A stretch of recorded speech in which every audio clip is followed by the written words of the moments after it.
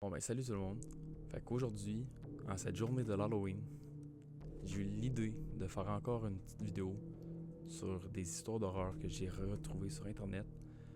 Alors commençons avec la première histoire. Ok, fait que pour la première histoire, c'est celle de Thomas. Thomas est dans la vingtaine. C'est un ingénieur dans le domaine de la science. Il nous précise que c'est quelqu'un vraiment cartésien. Il croit pas à des événements s'il n'y a pas de preuves qui peut l'expliquer. Fait que si, admettons, quelqu'un il pose une question puis il est pas assez sûr puis ou il a pas assez de preuves, il va répondre des choses comme je sais pas, j'ai pas assez de preuves, il me faudrait plus. Il faudrait que j'investigue un peu plus. Ok, fait que là je vais vous faire un petit debriefing sur la famille à Thomas et de sa maison. Fait que pour commencer sur sa famille, Thomas il a un frère plus vieux qui est pas important pour l'histoire et sa sœur plus vieille. Tout le monde dans sa famille est pas mal pareil quand ils croient pas vraiment en trucs spirituels, ainsi de suite, sauf pour sa sœur. Sa sœur, sa chambre est pas mal décorée avec des objets spirituels, puis il y en a beaucoup de pierres précieuses qui ont un aspect spirituel. Puis pour sa maison, Thomas il précise que c'est comme un semblant de vieux chalet. Il a grandi là toute sa vie, fait que tout ce qui va être craquement du bois, les, les murs qui craquent, les bruits dans le plafond, tout ça, il est habitué parce qu'il a jamais connu autre chose. Puis au fil du temps, ben, il s'est juste habitué à tous ces petits bruits-là. Fait que place à l'histoire.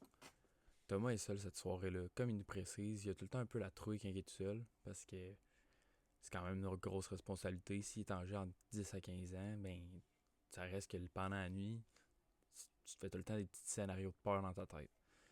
Fait qu'il nous précise que, overall, la soirée s'est super bien passée. Il a vérifié que la porte était bien barrée, il a tout fait éteindre les lumières, il a fait un petit check-up de la maison avant de se coucher. Il s'installe dans son lit, il s'endort. Il est environ 2 heures du matin. Thomas se fait réveiller par un bruit. C'est un grattement dans du bois. Il dit que ça ressemble pas mal à celui d'une scie sur le bois. Puis il nous précise que c'est vraiment rythmé. C'est tout le temps la même note. C'est tellement précis qu'il commence à se poser même la question si ça serait pas humain. Thomas nous précise aussi que le bruit est tellement fort qu'il sent que ça résonne partout dans la maison. Mais overall, il est quand même capable de voir que le bruit, ça vient d'en face de lui. Thomas, il est dans sa chambre, dans le noir, assis sur son lit, en train d'écouter un bruit qu'il n'a jamais entendu. Il est en train de se poser la question s'il devrait allumer la lumière ou non, parce que le stress commence vraiment à monter en dedans de lui, parce que le bruit n'arrête pas, puis c'est autant toujours rythmé. Ça a tout le temps la même note. Fait que Thomas, dans le fond, il est en train de se rendre compte que le bruit se passe l'autre côté de sa porte de chambre. Il nous précise que pour se rendre à sa porte, il longe le mur parce qu'il est dans le noir, puis il sent juste qu'au mur en train de vibrer. Il sent même les vibrations dans le mur. Quand il est arrivé à la porte, il a juste réussi à sortir sa main un petit peu pour allumer l'interrupteur, parce qu'il veut pas ouvrir la porte au complet parce qu'il sait pas s'il y a quelque chose. Thomas il allume la lumière, il fait un pas dans la pièce est vide, mais le bruit continue sans cesse. Il sent que c'est proche de lui, mais il est pas capable de mettre la main sur c'est quoi ce bruit-là, c'est quoi qui se passe. Fait que dans sa tête, il a refait des scénarios 100 fois dans sa tête, il regarde partout, il regarde le plafond, le plancher, il regarde tout, voir s'il n'y a pas quelque chose qui est en train de faire ce frottement-là. Rien pantoute, rien.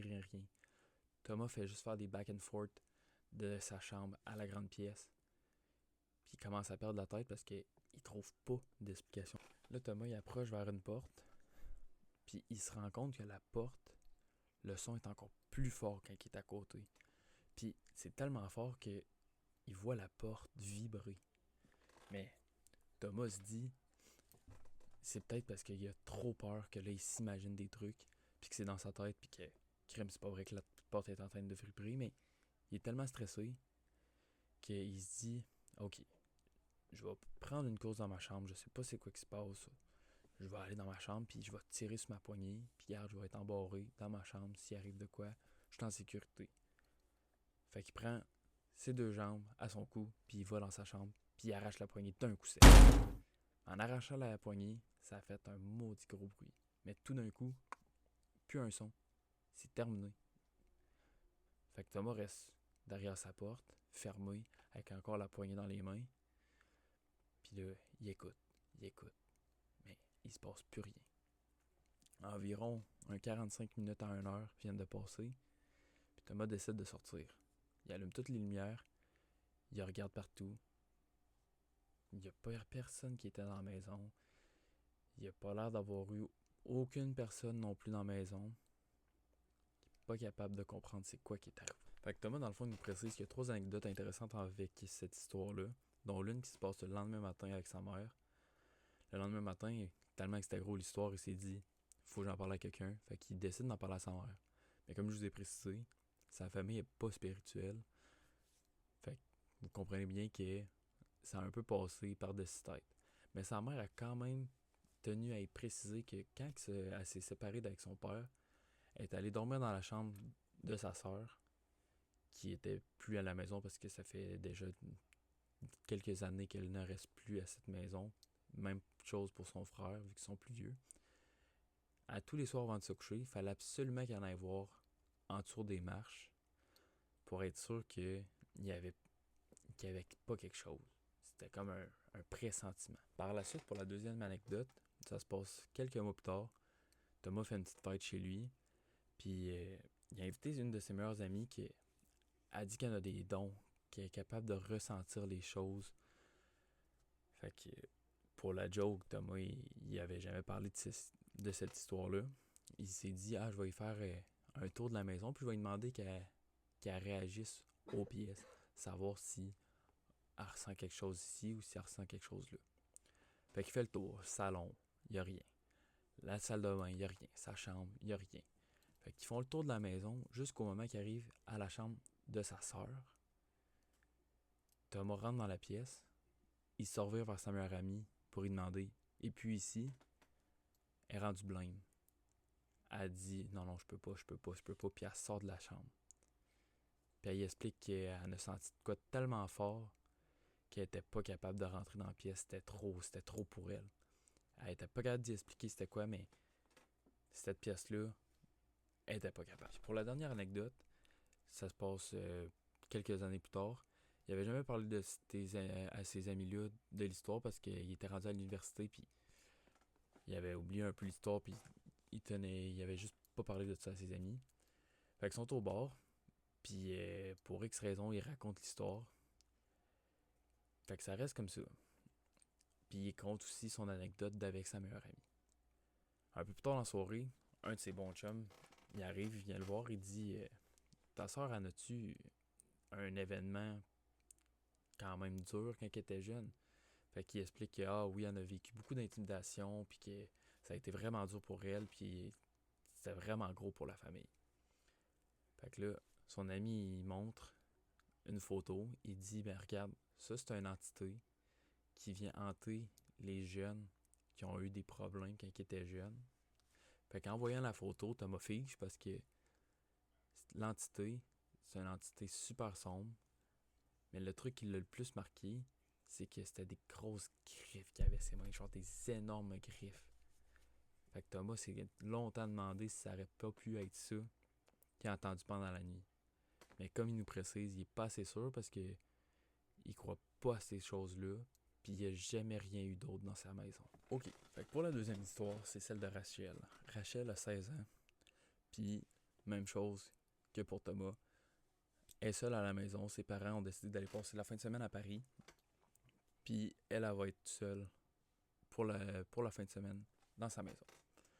Fait qu'on est samedi soir, il est 22h, elle commence à avoir vraiment faim. Fait qu'elle se dit, je vais me commander une pizza.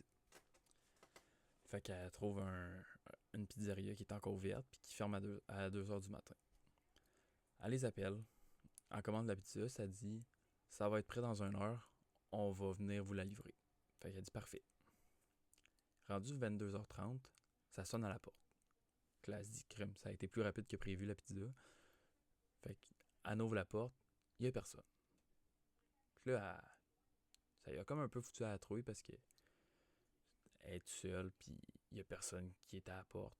Fait qu'elle referme la porte, puis elle se dit, bon, regarde, je vais aller attendre le reste du temps dans ma chambre, je vais écouter la télé, puis on va attendre que ça passe. 20 minutes plus tard, elle voit une lumière dans son jardin.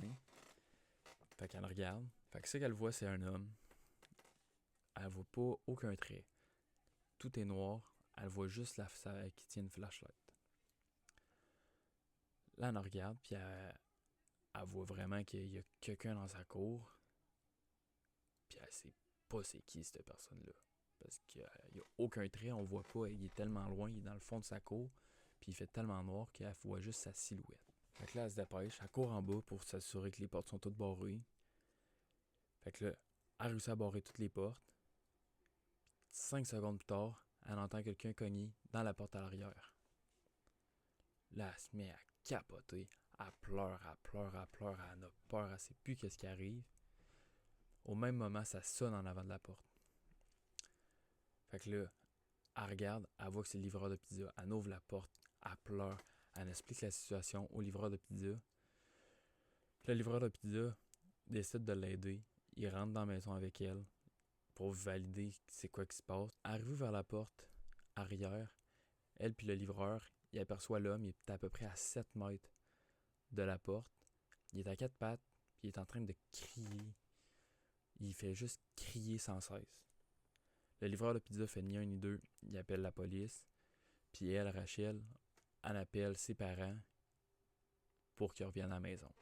Fait qu'environ 10 minutes plus tard, la police arrive. Ils font un check-up. L'homme, il est plus là. Il est disparu. Comme s'il avait jamais été là. Fait que 2 heures plus tard, ses parents rentrent pour être avec leur fille. Puis ça reste de même. Environ 3 mois plus tard, ils ont eu des nouvelles de la police qui leur ont glacé le sang. L'homme, il s'était évadé d'un hôpital psychiatrique. Il était schizophrène. Puis, comme elle précise, une chance qu'elle avait commandé de la pizza, parce que qui sait qu'est-ce que l'homme avait en tête cette soirée-là, qu'est-ce qu'il aurait pu faire. Fait que l'histoire est très courte, mais je pense qu'elle était très, très intéressante à raconter. Fait que selon moi, ce qui est le plus important à retenir de ces deux histoires-là, ben c'est d'être tout le temps en sécurité. Fait que quand on est seul à la maison, s'assurer que toutes nos portes sont barrées, que les fenêtres sont bien fermées, puis qu'il n'y ait pas quelque chose qui peut nous rendre en danger. Ensuite de ça, je crois qu'il faut la même chose que j'ai dit dans le vidéo précédent, tout le temps suivre à notre petit guts, puis de tout le temps avoir soit un téléphone ou quelque chose pour rejoindre quelqu'un rapidement s'il nous arrive quelque chose. Fait que c'était tout pour aujourd'hui. Je vous souhaite une bonne journée ou une bonne soirée. C'était Xav. À la prochaine.